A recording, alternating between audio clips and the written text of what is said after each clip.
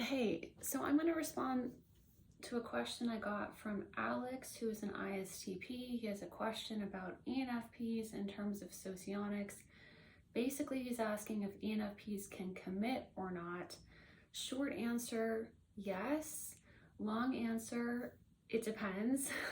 So let's go through all of the layers of this. So on my video, how to spot an ENFP in Socionics, which you should go watch if you're looking to hunt yourself down an ENFP, how to spot an ENFP in Socionics, he commented, are ENFPs scared of committing to long-term relationships? Since you say that you're fine with dating anyone as long as you have some sort of connection, what did you learn from all your relationships? As an ISTP in Socionics, I think I'm attracted to ENFPs, but what makes me scared is that there's little to no stability.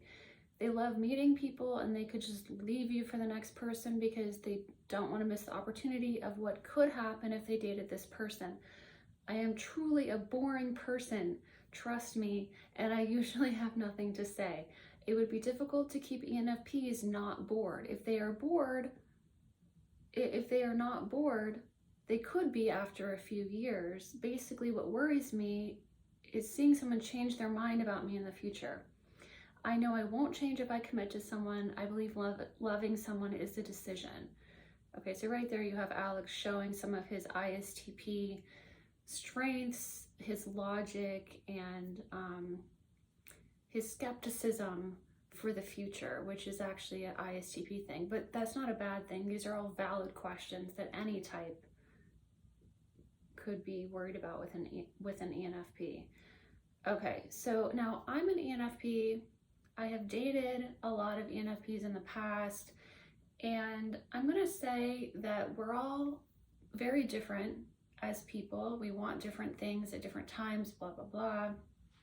But just looking in terms of Socionics, he has a valid concern that because our first function in Socionics as an ENFP, which is the IEE, the intuitive ethical extrovert in Socionics, extroverted intuition is our first function, NE, which means we are always looking at the possibilities and what could be.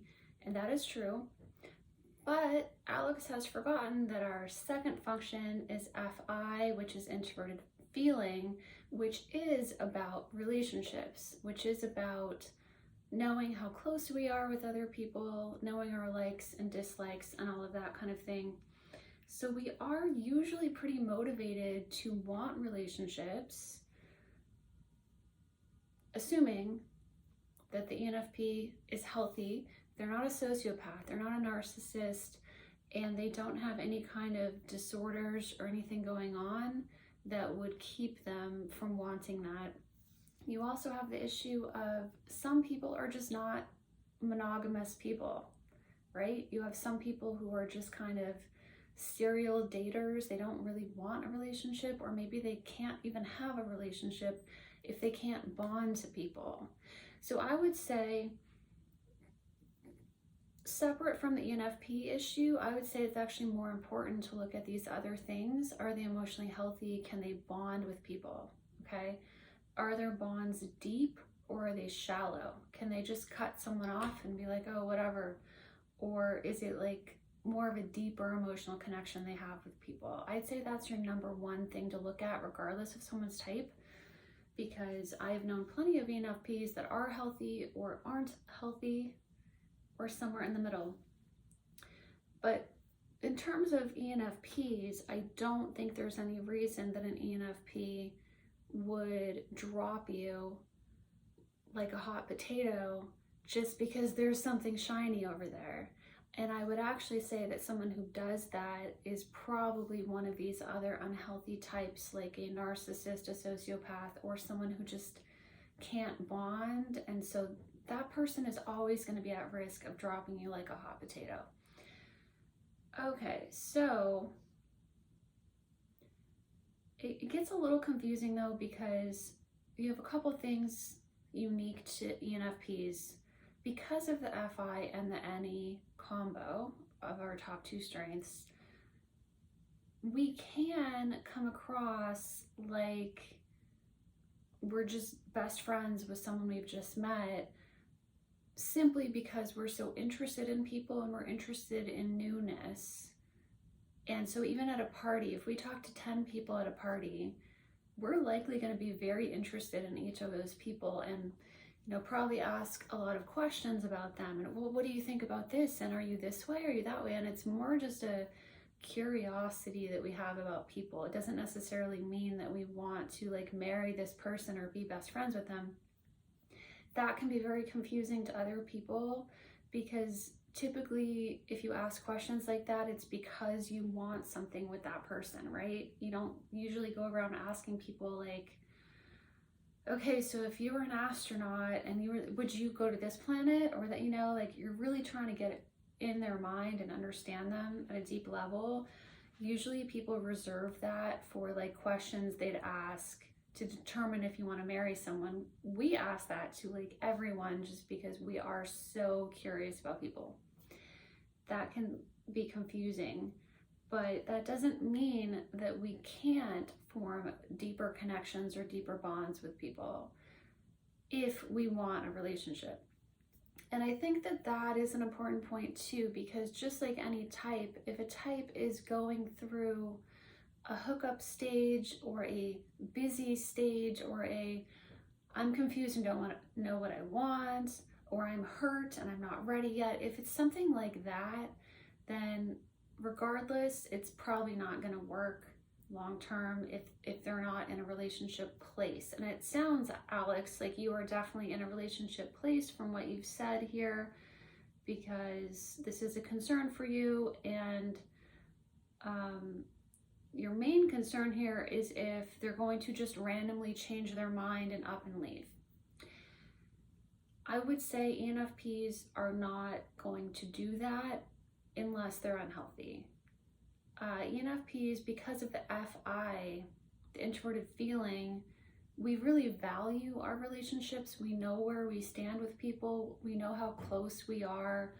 And if we have a relationship in our life that's like our number one, our best friend, or like our soulmate or whatever, we're not just gonna drop them because we saw something shiny the next day. Like that would be crazy. Unless they're a narcissist or a sociopath, in which case they might. So that's why it's important to know about that stuff, and you can learn the red flags of those disorders. I have some other videos on it, or you can just Google it and look up a list of the red flags of those types. So I would argue that the NE, the new ideas, new possibilities, is really tempered by the FI, which is like, I want a nice little nest to come back to at the end of my crazy day of going and doing random things and meeting new people and trying a new hobby and just all the randomness that ENFPs really like. We can get burned out on our own NE if we don't have that kind of like little nest for the bird to fly back to, right? Because we are that bird that's just like flying around and just like, oh, what's over here, what's over there. But at the end of the day, you want to have some stability in place to come back to. You have to remember in Socionics, ISTP and ENFP are duals. And I'm just using the Myers-Briggs terms because it's just easier. But yeah, I am talking about the SLI and the IE in Socionics.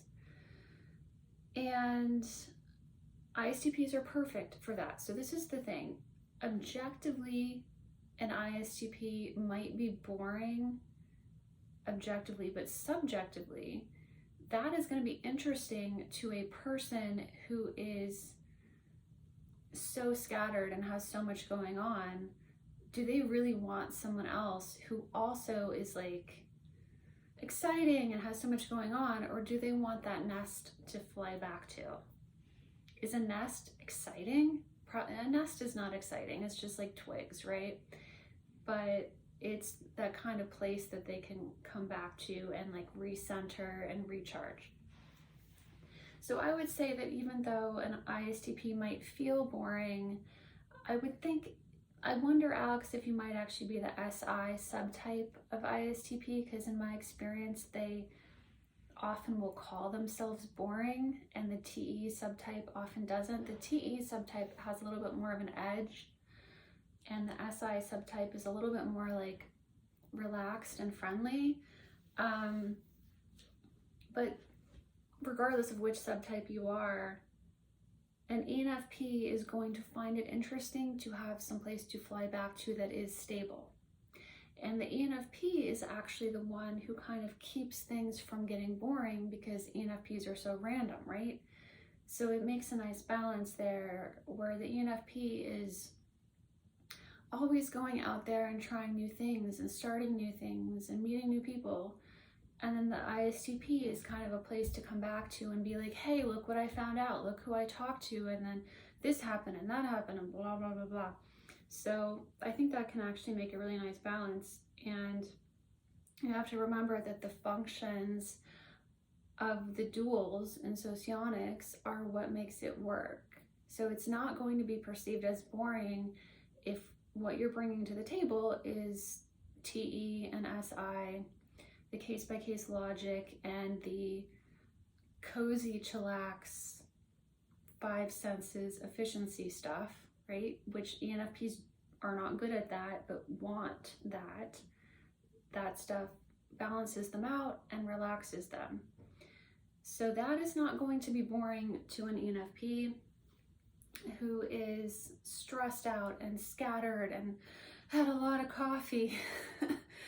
I just had a lot of coffee. And then the ISTP is going to make them feel more, relaxed and comfortable, and they're just going to be like, okay, oh, I feel better now, thank God I feel better. And then with the TE, what an ISTP does for an ENFP is kind of helps ground them and give them practical help with their big crazy ideas, and also kind of give them some logic checks when what they're saying doesn't make any sense, which sometimes as ENFPs what we're saying really doesn't make any sense, right? Or maybe we just have a fact wrong and the ISTP will be like, oh, I think it might have been this or that, or hey, if you're gonna stand on that chair to adjust that picture on the wall, maybe you should stand on this chair instead, because that chair is really flimsy, it's probably gonna break. Like stuff like that, that's kind of important. So that is not gonna be boring to an ENFP. As far as there being little to no stability, I don't think that's the case. I think that ENFPs are actually stable, and as long as they're healthy.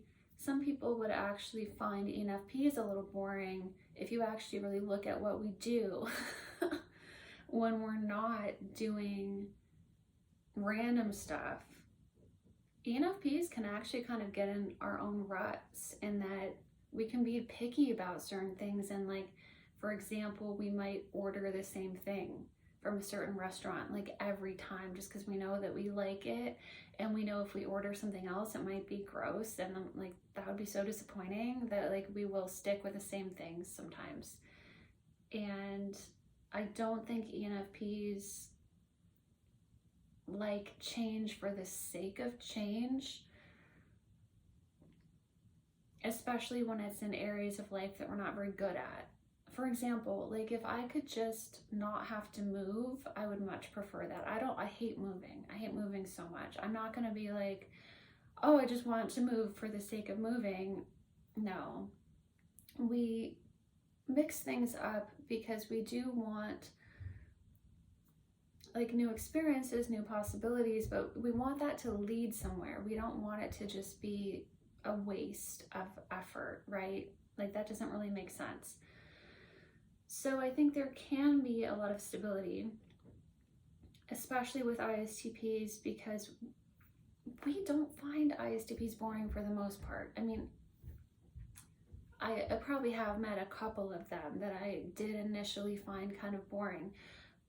But even if they're boring, they will be calming to us, and we won't mind having them around. Even if maybe they're not our soulmate and they're a little bit boring, it's like, okay, yeah, hey, you can chillax there, that's fine. Because I remember having ISTP friends in like a friend group who we didn't really click that well just as people, because you have your own unique things about you beyond your type, right? And maybe we didn't have much in common or anything. I had no problem with them being there. Like, I wouldn't want them to like not be invited or something. Like, no, they're cool, they're doing their thing. Like, even if we're not gonna be best friends, like I have no problem with them at all. So even if they are a little boring, ISTPs typically have kind of a calming presence that's usually welcomed by ENFPs. But in general, I would say ENFPs find ISTPs to be pretty interesting, because you guys are like a mystery and we can't, what's going on in there? What are you thinking about? We can't tell, we can't figure you out. And then when we start to figure you out, then you up and do something random because you forget this about yourself. Assuming you, I mean, you do say you're an ISTP in Socionics, so I'll take your word for that. ISTJ in Socionics, we will probably get kind of bored by, because ISTJs, sorry, I have a little cough. ISTJs are so regimented and orderly, and everything is so strict and routine that if we know that the ISTJ, like every Monday at 4 o'clock, goes to the bank just for no reason, it's just what they do, we will get bored with that. But ISTPs are random, and you might be forgetting this about yourself. ISTPs will just be like sitting there watching a movie, and then they'll jump up and they'll like go do something. You're like, what's going on? Where are you going? Oh, I'm gonna go get my motorcycle and move it because I just remembered that like the parking rules. What? I didn't know you had a motorcycle. Huh? You know, like they're random. And so I think that it's just a perfect balance of like, when one person's kind of boring, the other person does something interesting, or at least that's subjectively interesting to the other person. So I wouldn't worry too much about that. I would worry more if that ENFP is healthy. I have met plenty of narcissist ENFPs, and of course they're fun and they're charming, but they also tend to like manipulate and lie, and they're flaky, you know. And just talking about narcissist ENFPs, because I think people get confused sometimes and they meet one ENFP who's a narcissist and then they think, oh, all ENFPs are that way, and that's not true. I met a narcissist ENFP once who just immediately started love bombing me and started calling me baby, like within 30 seconds. It was like, oh, but you know, and like just had his arm around me like we had been together for a month. And it's like, I don't even know you, dude. Like, and just was like assuming we were like together or something. And is really a narcissist, right? So like a guy like that, I would not be surprised if he 5 minutes later was like something shiny.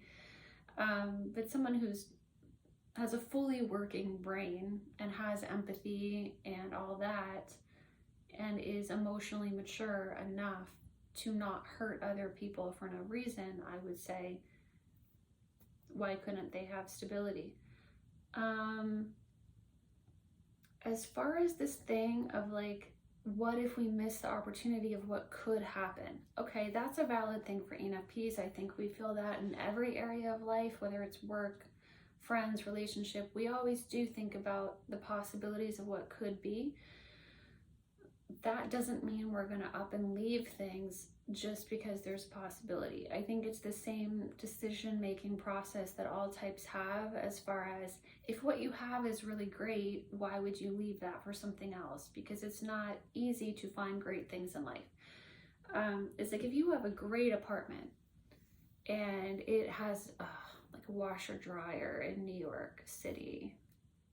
I've not had a washer dryer in a really long time, but if I had an apartment with a washer and a dryer in New York City, do you think I'm gonna leave that apartment for some kind of sublet, some kind of random 3-month sublet that has bed bugs or something? Like, why would I do that? This one has a washer and a dryer. Like, that's valuable. I would commit to that apartment for like forever, probably. I would marry that apartment. So if it's working and they're happy, why would they want to leave? Because if you leave, yeah, it's a possibility, it could be great. It's also a possibility it could be terrible. So that's the thing about possibilities that NE can do. We look at, I could go here, I could go there, I could go here, I could go there. And if I go here, that could then fork into like 3 other things. They could fork into 5 other things. And it's like this like tree of possibilities. They're not all good possibilities. There are plenty of bad things that could happen, assuming that your ENFP has any logic at all, which most do, unless they're just not all there or something.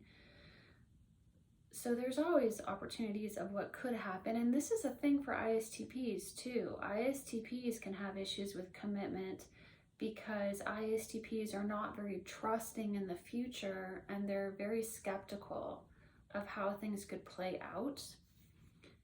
And that can make them really need a lot of data about a person to know if they can trust that. Like, ISTPs don't tend to trust words, which is smart. It's always better to trust actions, but it's not just actions. They need to see this stuff consistently over time in the real world to really trust it. So they need to see that, like, you know, every time that they hang out with this person, it's more good than bad. The person's reliable, they're not lying, you know, they show up when they say they're going to show up, they're not 4 hours late every time. At least I think ISTPs are pretty forgiving about things like that, but maybe not 4 hours. They're pretty forgiving about being a little bit late. So you could say the same thing about ISTPs, that, oh my gosh, they're not going to commit because they want to go do their random things, their random action hobbies, sports or rock climbing or whatever they're doing. Yet ISTPs usually do want to commit if they see that something is more good than bad and it seems to be working, and there don't seem to be any logical problems that are destroying the whole thing, and the person isn't like a liar or cheater. You know, that takes some time to figure out, right? The thing about having nothing to say, in my experience, most introverts, including ISTPs, do have a lot to say, but it's usually that, like, they haven't been asked the question, and maybe they don't know how to start the conversation. But usually ENFPs are very good at starting up conversations, getting the conversation flowing, asking questions, and at that point, from what I've seen, introverts and ISTPs usually will have a lot to say on a topic. Like, if someone asks your opinion on, what do you think about this topic, or do you like this, do you not like this, or, you know, often ISTPs will have a story about something that they'll want to tell you. And usually with ENFPs, the dynamic is that so like the way ISTPs talk, they talk in like one sentence at a time. The way ENFPs talk, we talk in like a blob, like a monologue, blah, blah, blah, blah, blah. So when an ISTP starts talking, what they normally are doing is they're kind of testing the waters to see, does this person really want to listen to me? You know, I don't want to intrude. I don't want to be boring to them. So they'll say something like, oh yeah, I have a bicycle. And they'll leave it at that. And then the ENFP will be like, oh, well, what's with it? What kind of bicycle? Like, is it this one or that one? Or like, do you ride it every day? Are you going to do any races? Blah, blah, blah. And then the ISTP will come back with another sentence. Yeah, you know, I might sign up for this bike race coming up. And then again, they leave it at that. And the ENFP will be like, oh, blah, blah, blah, blah. And then when they feel comfortable that the person really wants to know about it, then they'll tell you all about it. And like, this one time it broke, and like they had to like fix it on the side of the road, and like this car almost hit them, and whatever happened. So that might be what's going on there when you say you have nothing to say. You probably do have something to say, but it probably just hasn't been working out, that someone's been asking you questions in a way that you feel comfortable talking. And that can go for any type. If you're talking to someone who doesn't seem interested in what you're saying, you're probably not really going to have a lot that you want to share. As far as keeping ENFPs not bored, we kind of keep ourselves not bored because we have the NE, so we're running around doing lots and lots of things. If they're not bored, they could be after a few years. That could go for any type. And I would say that's more of a compatibility thing. Typically, I don't feel like ISTPs are boring because, like I said, they will say something that surprises me. The way they think usually surprises me. I mean, duality is usually not a boring phenomenon. You have a mixture of feeling really comfortable and then feeling like, oh, that's interesting, oh, that's surprising. It's not the most exciting of the inner type relations, but that's also because it has the most compatibility. If you have compatibility, it's not all going to be 10 out of 10 exciting. You need to have some things that are stable mixed in with some things that are interesting. As far as seeing someone change their mind in the future, so to me, this is actually a Socionics seeking FI. Okay, that's an ISTP seeking introverted feeling, right? Because every type has two things that they want more of in their life and they want to be better at. Yeah, I'd say that's seeking FI. And what does FI do? FI says to someone like, I value you and you're in this place in my life and this is what I want and this is where you stand with me. That's what FI does. So typically in a relationship, ISTPs will seek this FI to know where they stand, and they often do so pretty bluntly. From what I've seen of dating ISTPs, they will just kind of be like, do you like me? How much do you like me? Like, where do I stand with you? What the heck's going on here, kind of a thing. And then the ENFP will either say, you stand here, you're my number one, or they'll be like, I'm still confused, I'm still figuring it out. But typically ISTPs are pretty patient with people, and they also want time to figure out if something is going to work or if something is not going to work. Because again, ISTPs are the proof in the pudding type. They just don't believe it unless they see it, and they need to see it to trust it. So both of those types are going to take a little while to require proof.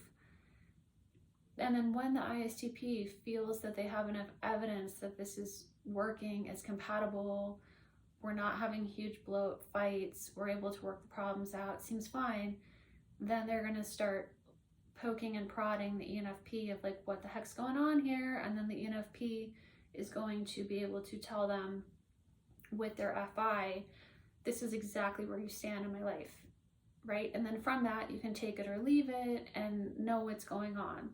So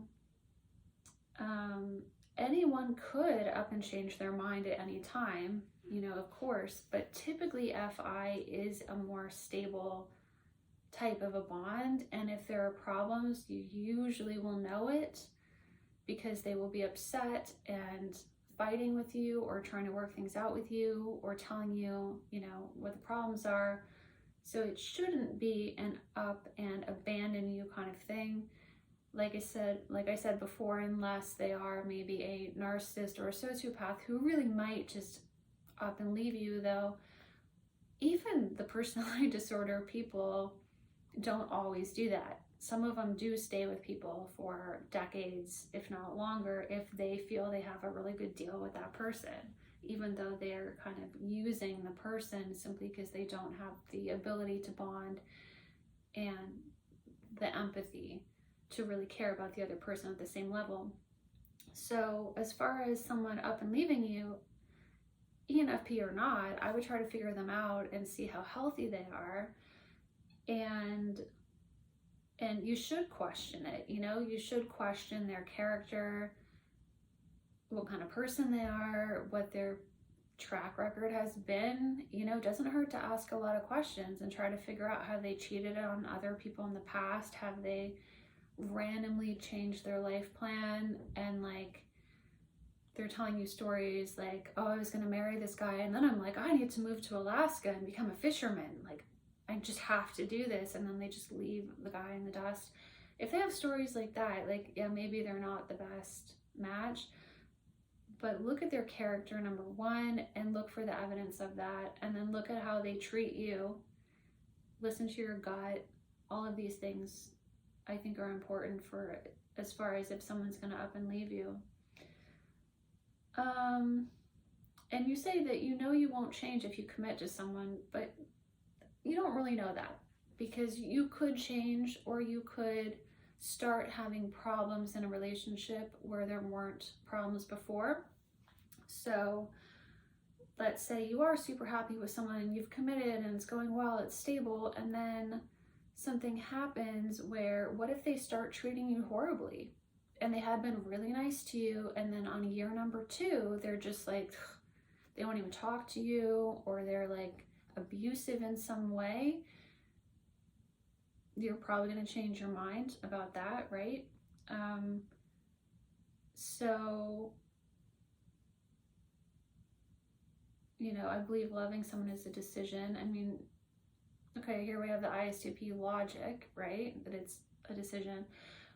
But it is also an emotion, and if something dramatic changed in your relationship, you probably would stop loving them. Like, what if they started treating you terribly and they cheated on you, and then they started stealing money out of your account? So, you know, would you really still love them? I hope not. I hope you would change in that case. But in general, what you're saying here, I think it sounds to me like Istp who is Fi seeking. They want to know where they stand with a person.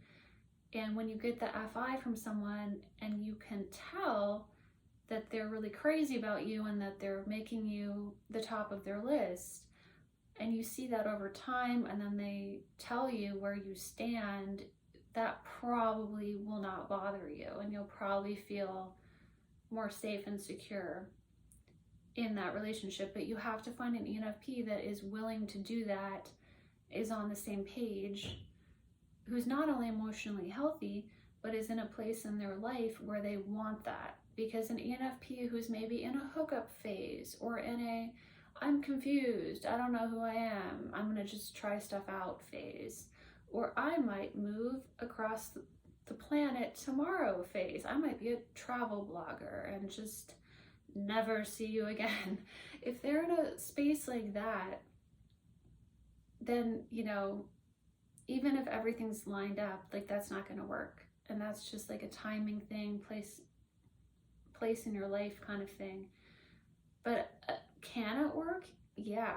And I think there's lots of examples of ENFPs and ISTPs out there who do work together in great ways. I mean, I can think of one girl I know who is an ENFP, and she was dating an ISTP, and they had lots of challenges in that relationship. They were living in different countries, and they had like all these kinds of roadblocks. For years they had roadblocks, and they ended up together.